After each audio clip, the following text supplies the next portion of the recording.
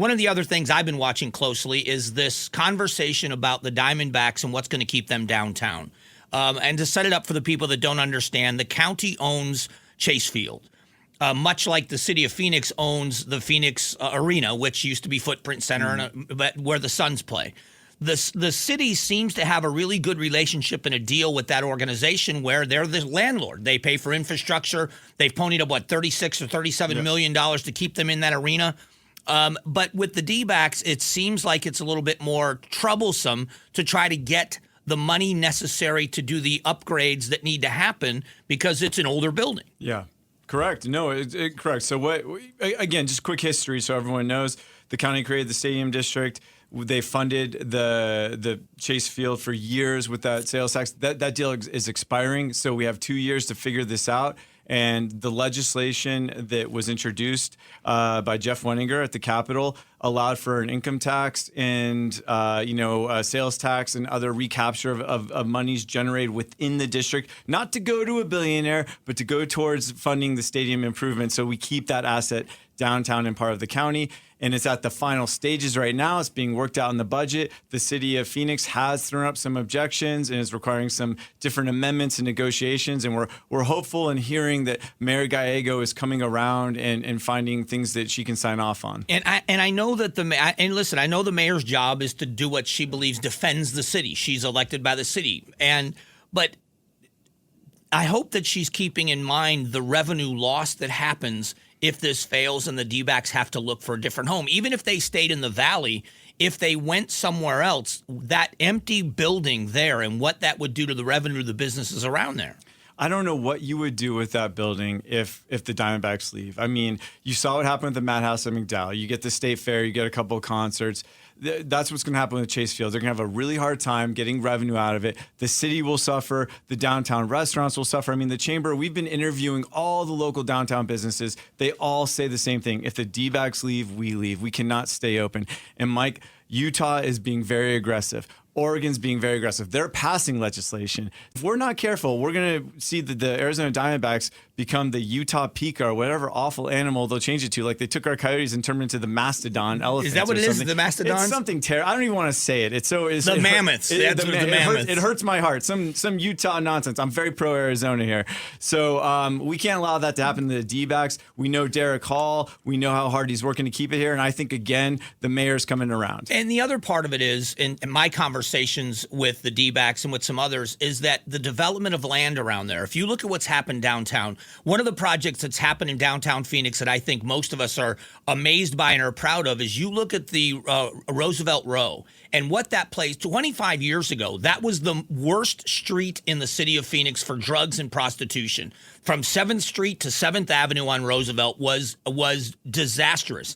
It is a shining star right now, what happens and what revitalization can do. Yeah, it's a cultural epicenter. Every first Friday down there, you can go see our local artists on display. It's fantastic. And when you look at what they want to do with developing land in and around the stadium, what that's going to do, and you look at what Gilbert does with their downtown for entertainment and Chandler, you look at what Old Town Scottsdale has done for years. Phoenix is the 5th largest city in the country, and their nightlife and that entertainment stuff and the revitalization of downtown pales in comparison. And this is the kind of stuff that keeps them downtown, and it makes it a destination for 24 hours a day. That's 100% right. What we need is some real leadership, like we had, nearly 3 decades ago, Jerry Colangelo, when he thought this through, thought these mechanisms through, because we didn't have those unicorns like a Ryan Smith in Utah to throw down all that money.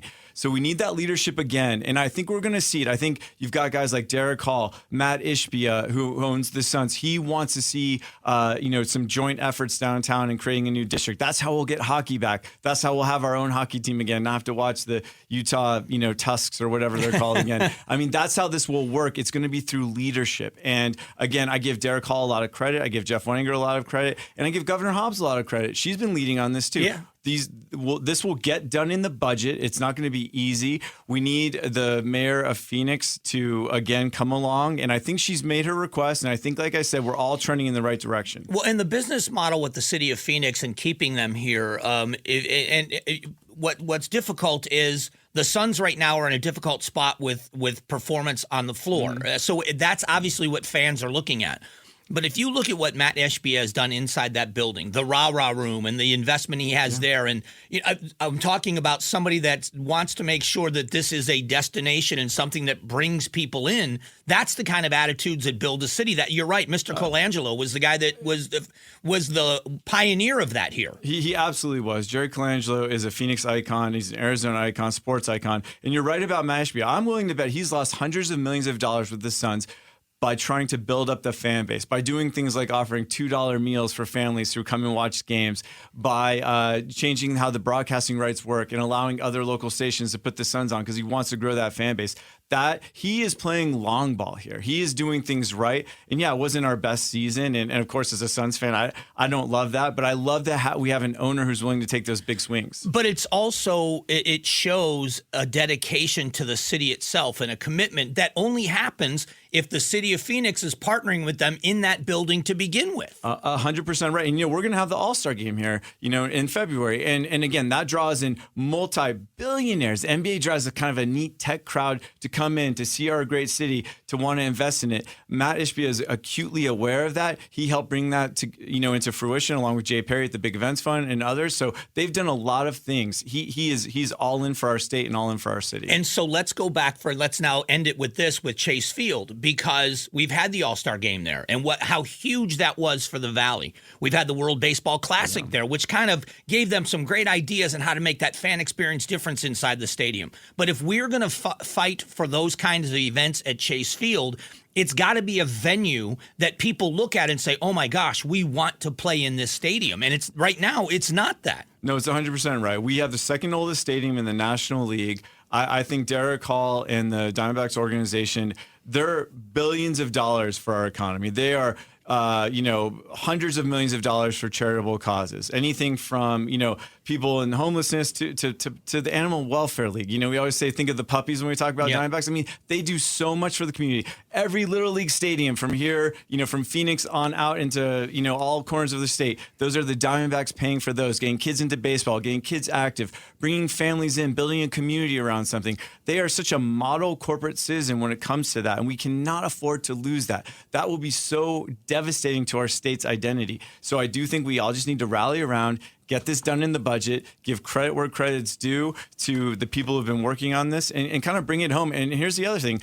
Because of people like Derek Hall, because of people like Matt Ishbia, that's how we'll get hockey back. Right. Tom Galvin, a lot of leaders stepping up right now, realizing what we need to do. We're going to get this done.